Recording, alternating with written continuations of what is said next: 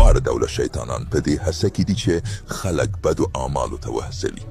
جني شیطان داسې زموږ زړه ته وسوسه کوي چې نه هغوی لیدلی شو او نه د هغوی وسوسې اورېدلی شو، او انسي شیطانان داسې ستاسو زړونو ته وسوسه کوي چې هم یې لیدلی شئ او هم یې اورېدلی شئ خو درک کولی یې نه شئ، چې دا به شیطاني وسوسه وي. او دا انسي شیطان هر څوک اوسېدی شي، حتی ستاسو ملګری. تر کومه چې د ابلیس خبره ده نو باید په یاد ولرئ چې شیطان عام نوم دی او ابلیس خاص نوم دی.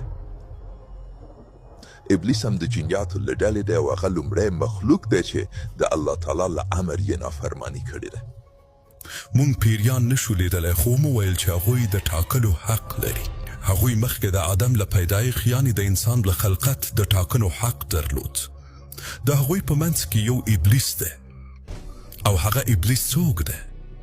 شاید ووایي هغه شیطان دی، کوم څه چې عربي کې ورته ویل کیږي، خو په حقیقت کې هغه په ابتدا کې یو عابد و.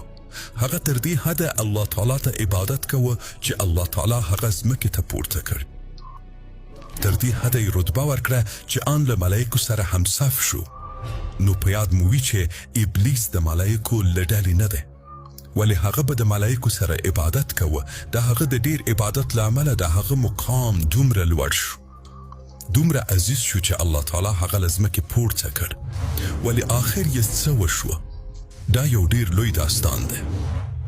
شاید اوس له اصلي موضوع لږ لرې لاړ شو. د دې لپاره چې ستاسو له فکر یوه لویه تېروتنه لرې کړم، او هغه دا چې ځینې خلکو فکر کړی چې ابلیس د ملایکو له ډلې ده. ملایکې خطا نه کوي، هغوی هغه څه کوي چې د هغې امر ورته شوی وي.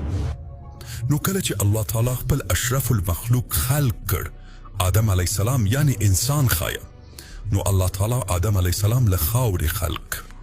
اوس غواړم ووایم چې څه وشوه. وروسته له دې چې الله تعالی آدم خلق کړ، الله تعالی ټولو ملایکو ته وویل چې آدم ته سجده وکړئ. ټولو سجده وکړه مګر ابلیس. ابلیس سجده ونه کړه.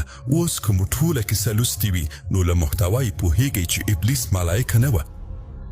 ولې که یوازې دومره ووایاست چې ټولو ملایکو سجده وکړه مګر ابلیس، نو شاید فکر وکړئ چې ابلیس د ملایکو له ډلې وه. ځکه د قرآن کریم په نورو آیاتونو کې الله تعالی فرمایي چې هغه د ملایکو له ډلې نه بلکې د جنیاتو له ډلې و، او هغه د بیدوده اور نه پیدا شوی دی. او دا دقیقا هغه څه دي چې ابلیس خپله وویل: تا آدم له خاورې پیدا کړ او زه له بهتر شي خلق شوی یم. نو زه له سجده کولو نه انکار کوم. ولې؟